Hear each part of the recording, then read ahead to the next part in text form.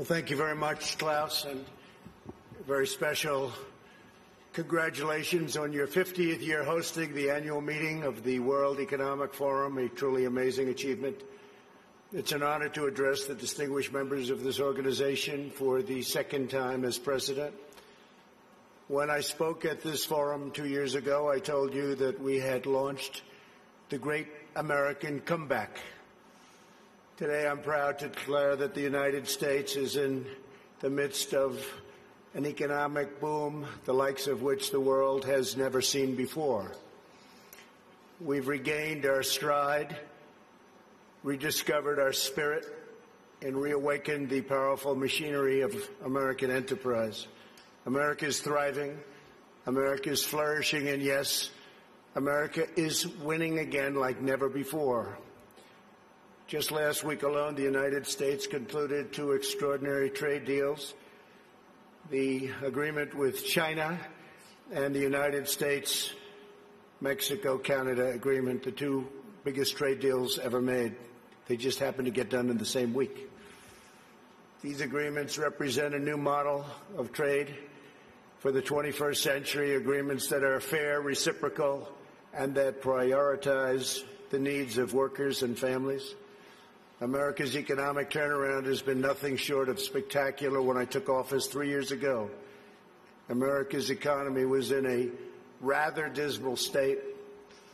Under the previous administration, nearly 200,000 manufacturing jobs had vanished. Wages were flat or falling. Almost 5 million more Americans had left the labor force than had gotten jobs, and more than 10 million people had been added to the food stamp rolls. The experts predicted a decade of very, very slow growth, or maybe even negative growth, high unemployment and a dwindling workforce, and very much a shrinking middle class. Millions of hardworking, ordinary citizens felt neglected, betrayed, forgotten. They were rapidly losing faith in the system. Before my presidency began, the outlook for many nations was bleak. Top economists warned of a protracted worldwide recession. The World Bank lowered its projections for global growth to a number that nobody wanted to even think about. Pessimism had taken root deep in the minds of leading thinkers, business leaders, and policymakers. Yet despite all of the cynics, I had never been more confident in America's future. I knew we were on the verge of a profound economic resurgence if we did things right, one that would generate a historic wave of investment, wage growth, and job creation. I knew that if we unleashed the potential of our people, if we cut taxes, slashed regulations, and we did that at a level that's never been done before in the history of our country in a short period of time, fixed broken trade deals, and fully tapped American energy, that prosperity would come thundering back at a record speed. And that is exactly what we did, and that is exactly what happened. Since my election, America has gained over 7 million jobs, a number unthinkable. I wouldn't say it, I wouldn't talk about it, but that was a number that I had in mind. The projection was 2 million, we did 7, more than 3 times the government's own projections. The unemployment rate is now less than 3.5%, and at 3.5%, that's a number that is the lowest in more than 50 years. The average unemployment rate from my administration is the lowest for any U.S. president in recorded history. We started off with a reasonably high rate. For the first time in decades, we are no longer simply concentrating wealth in the hands of a few. We're concentrating and creating the most inclusive economy ever to exist. We are lifting up Americans of every race, color, religion, and creed. Unemployment rates among African Americans, Hispanic Americans, and Asian Americans have all reached record lows. African American youth unemployment has reached the lowest it's ever been in the history of our country. African American poverty has plummeted to the lowest rate ever recorded. The unemployment rate for women reached the lowest level since 1953, and women now comprise a majority of the American workforce. That's for the first time. The unemployment rate for veterans has dropped to a record low. The unemployment rate for disabled Americans has reached an all-time record low. Workers without a high school diploma have achieved the lowest unemployment rate recorded in U.S. history.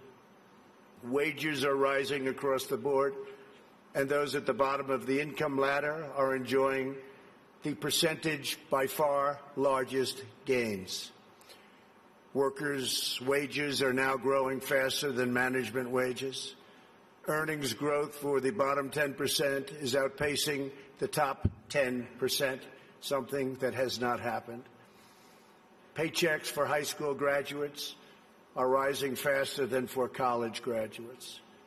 Young Americans just entering the workforce are also sharing in America's extraordinary prosperity.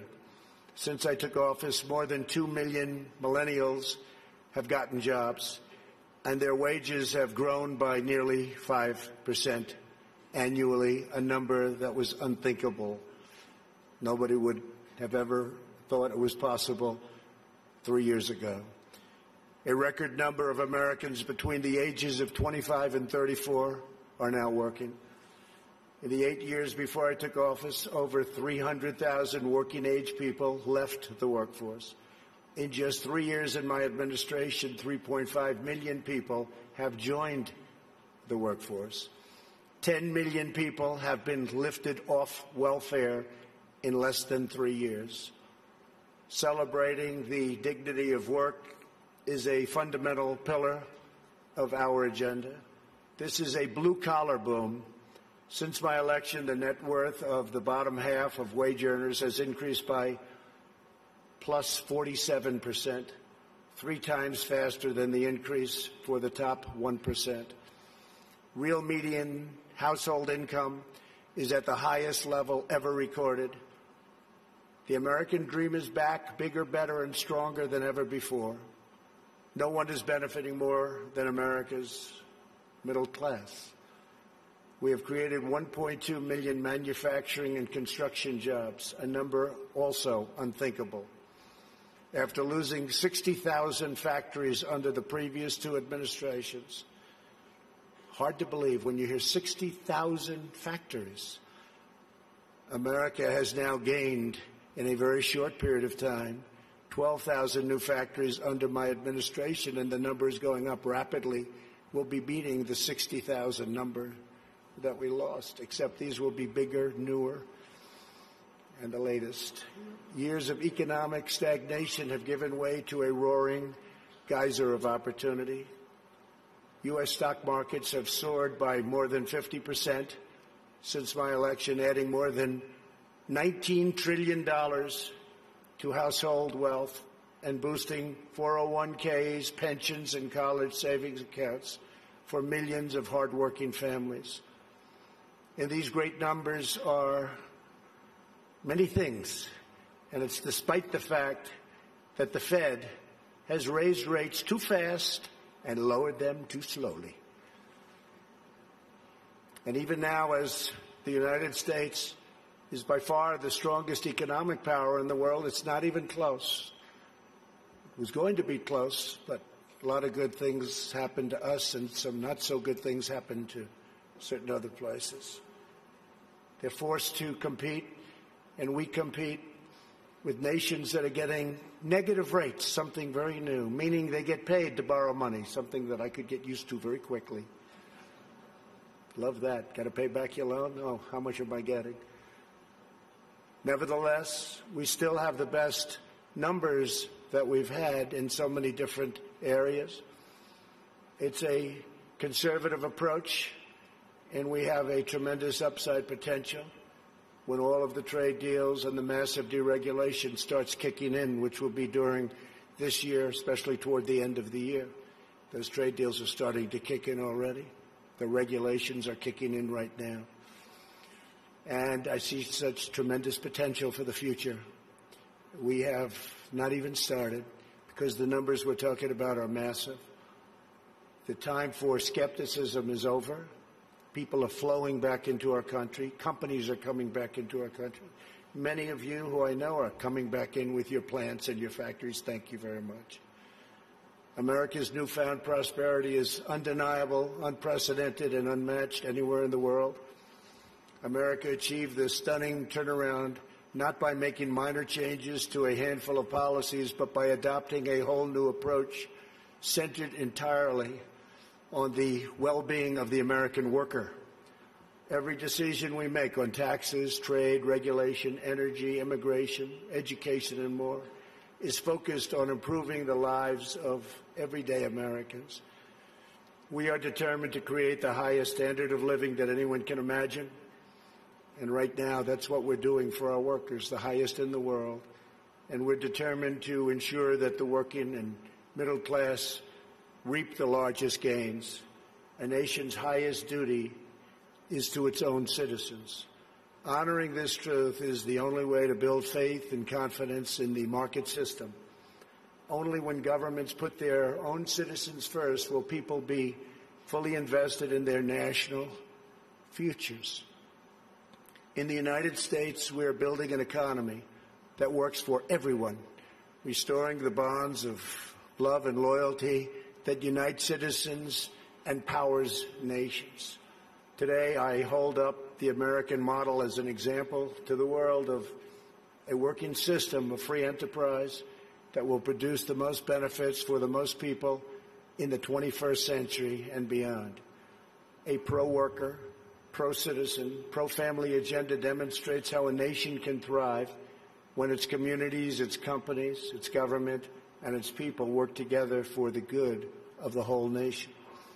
As part of this new vision, we passed the largest package of tax cuts and reforms in American history.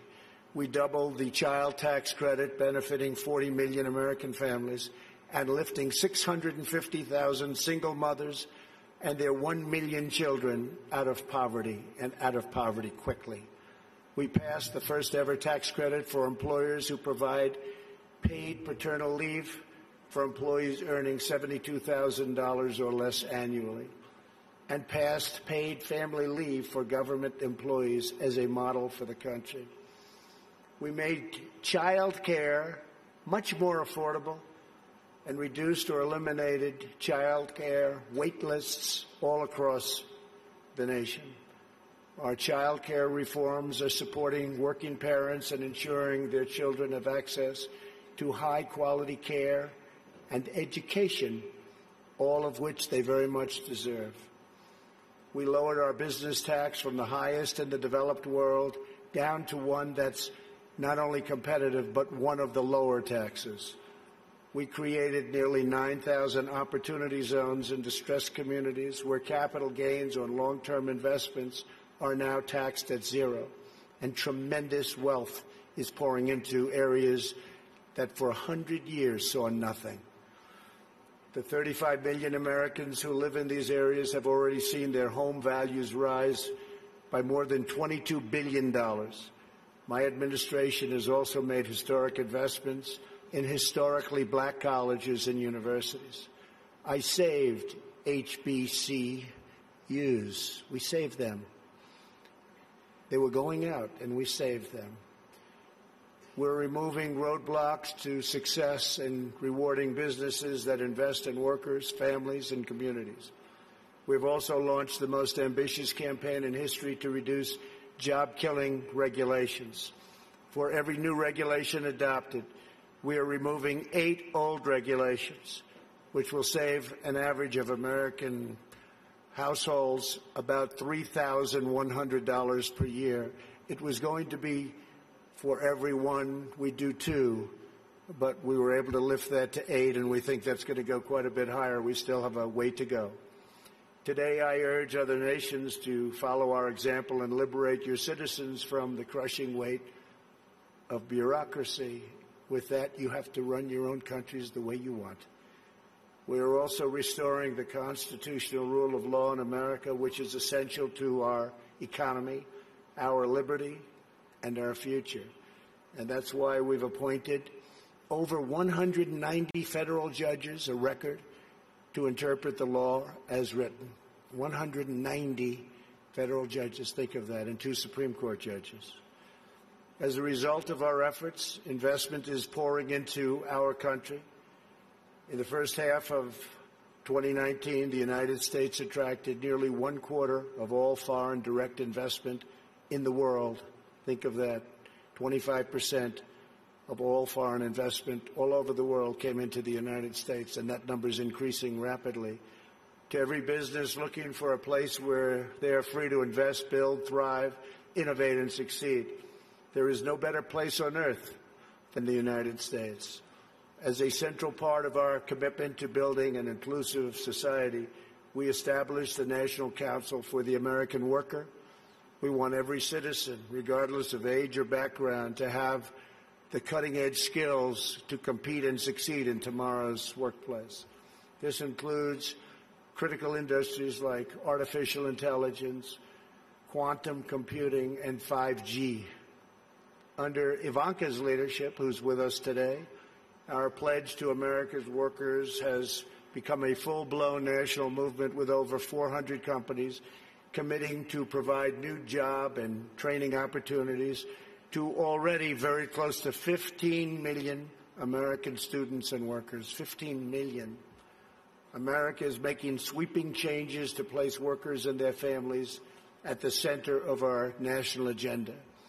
Perhaps the most transformative change of all is on trade reform, where we're addressing chronic problems that have been ignored, tolerated, or enabled for decades. Our leaders did nothing about what happened to us on trade. Before I was elected, China's predatory practices were undermining trade for everyone, but no one did anything about it except allow it to keep getting worse and worse and worse. Under my leadership, America confronted the problem head-on. Under our new Phase 1 agreement, Phase 2 is starting negotiations very shortly. China has agreed to substantially do things that they would not have done, measures to protect intellectual property, stop forced technology transfers, remove trade barriers and agricultural goods and on agricultural goods where we were treated so badly, open its financial sector totally, that's done, and maintain a stable currency, all backed by very, very strong enforcement. Our relationship with China right now has probably never been better. We went through a very rough patch, but it's never, ever been better. My relationship with President Xi is an extraordinary one. He's for China, I'm for the U.S., but other than that, we love each other. Additionally, China will spend an additional $200 billion over 2 years on American services, agriculture and energy, and manufactured goods. So we'll be taking in excess of $200 billion, could be closer to $300 billion when it finishes. But these achievements would not have been possible without the implementation of tariffs, which we had to use, and we're using them on others too. And that is why most of our tariffs on China will remain in place during the Phase 2 negotiations. For the most part, the tariffs have been left, and we're being paid billions and billions of dollars a year as a country. As I mentioned earlier, we ended the NAFTA disaster, one of the worst trade deals ever made, not even close, and replaced it with the incredible new trade deal, the USMCA, that's Mexico and Canada. In the nearly 25 years after NAFTA, the United States lost 1 in 4 manufacturing jobs, including nearly 1 in 4 vehicle manufacturing jobs. It was an incentive to leave the country. The NAFTA agreement exemplified the decades-long failures of the international trading system. The agreement shifted wealth to the hands of a few, promoted massive outsourcing, drove down wages, and shuttered plants and factories by the thousands. The plants would leave our country, make the product, sell it into our country. We ended up with no jobs and no taxes. Would buy other countries' product. That doesn't happen anymore. This is the wreckage that I was elected to clean up. It's probably the reason I ran for president more than any other thing, because I couldn't understand why we were losing all of these jobs to other countries at such a rapid rate. And it got worse and worse, and I think it's probably the primary reason that I ran, but there are other reasons also. And to replace with a new system that puts workers before the special interests, and the special interests will do just fine, but the workers come first. Our brand new USMCA is the result of the broadest coalition ever assembled for a trade agreement. Manufacturing, agriculture, and labor all strongly endorsed the deal. And as you know, it just passed in Congress overwhelmingly. It shows how to solve the 21st century challenge we all face, protecting intellectual property, expanding digital trade, restoring lost jobs, and ensuring rising wages and living standards. The United States has also concluded a great new trade deal with Japan, approximately $40 billion, and completely renegotiated our deal with South Korea. We're also negotiating many other transactions with many other countries, and we look forward to negotiating a tremendous new deal with the United Kingdom. Have a wonderful new Prime Minister and wants very much to make a deal, as they say. To protect our security and our economy, we are also boldly embracing American energy independence. The United States is now by far the #1 producer of oil and natural gas anywhere in the world, by far. It's not even close. While many European countries struggle with crippling energy costs, the American energy revolution is saving American families $2,500 every year in lowering electric bills and numbers that people said couldn't happen, and also, very importantly, prices at the pump. We've been so successful that the United States no longer needs to import energy from hostile nations. With an abundance of American natural gas now available, our European allies no longer have to be vulnerable to unfriendly energy suppliers either. We urge our friends in Europe to use America's vast supply and achieve true energy security. With U.S. companies and researchers leading the way, we are on the threshold of virtually unlimited reserves of energy, including from traditional fuels, LNG, clean coal, next-generation nuclear power, and gas hydrate technologies. At the same time, I'm proud to report the United States is among the cleanest air and drinking water on Earth, and we're going to keep it that way. And we just came out with a report that at this moment, it's the cleanest it's been in the last 40 years. We're committed to conserving the majesty of God's creation and the natural beauty of our world. Today, I'm pleased to announce the United States will join 1 Trillion Trees initiative being launched here at the World Economic Forum. 1 trillion trees. And in doing so, we will continue to show strong leadership in restoring, growing, and better managing our trees and our forests.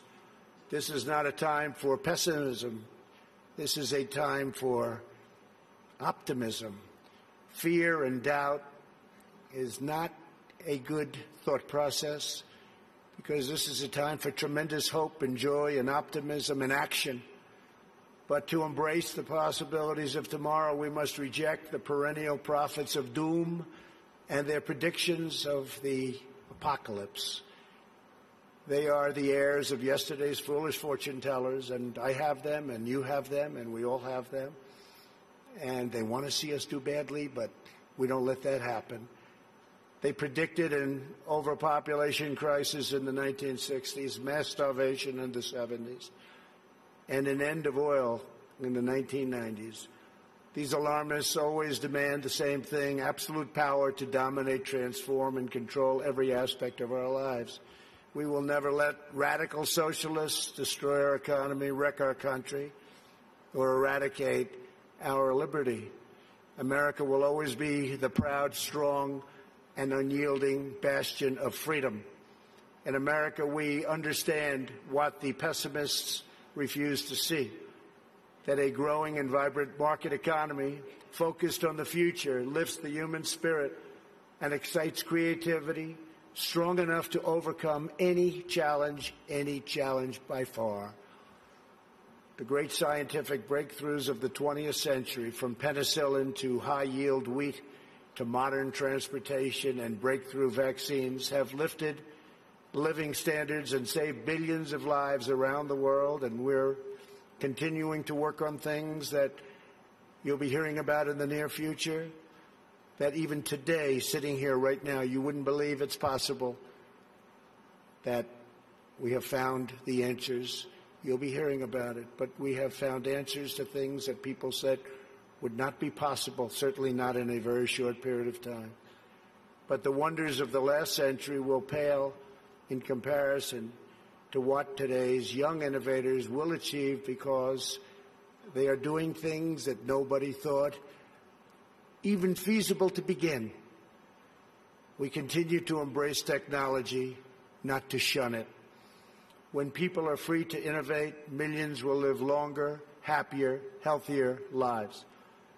For 3 years now, America has shown the world that the path to a prosperous future begins with putting workers first, choosing growth, and freeing entrepreneurs to bring their dreams to life. For anyone who doubts what is possible in the future, we need only look at the towering achievements of the past. Only a few hundred miles from here are some of the great cities of Europe, teeming centers of commerce and culture. Each of them is full of reminders of what human drive and imagination can achieve. Centuries ago, at the time of the Renaissance, skilled craftsmen and laborers looked upwards and built the structures that still touch the human heart. To this day, some of the greatest structures in the world have been built hundreds of years ago. In Italy, the citizens once started construction on what would be a 140-year project, the Duomo of Florence. Incredible place. While the technology did not yet exist to complete their design, city fathers forged ahead anyway, certain that they would figure it out someday. These citizens of Florence did not accept limits to their high aspirations, and so the Great Dome was finally built. In France, another century-long project continues to hold such a grip on our hearts and our souls that even 800 years after its construction, when the Cathedral of Notre Dame was engulfed in flames last year, such a sad sight to watch, unbelievable sight, especially for those of us that considered it one of the great monuments and representing so many different things. The whole world grieved. Through her sanctuary now stands scorched and charred, and a sight that's hard to believe. When you got used to it, to look at it now, hard to believe. But we know that Notre Dame will be restored magnificently. The great bells will once again ring out for all to hear, giving glory to God and filling millions with wonder and awe. The cathedrals of Europe teach us to pursue big dreams, daring adventures, and unbridled ambitions. They urge us to consider not only what we build today, but what we will endure long after we are gone. They testify to the power of ordinary people to realize extraordinary achievements when united by a grand and noble purpose. So together we must go forward with confidence, determination, and vision. We must not be timid or meek or fearful, but instead we must boldly seize the day and embrace the moment. We have so many great leaders in this room, not only business leaders, but leaders of nations. And some are doing such a fantastic job. We work together very closely.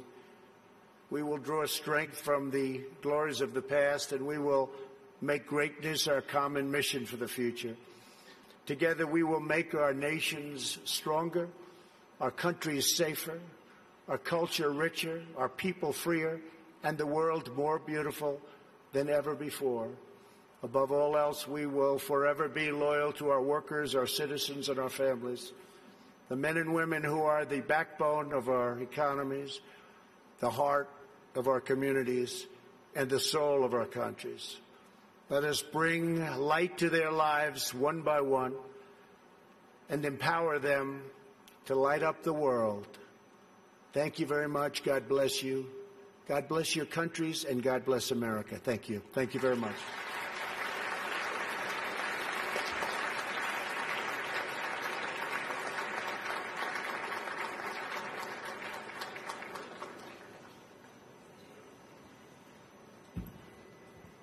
Mr. President, thank you for your speech and congratulations for what you have achieved for your economy, but also for your society.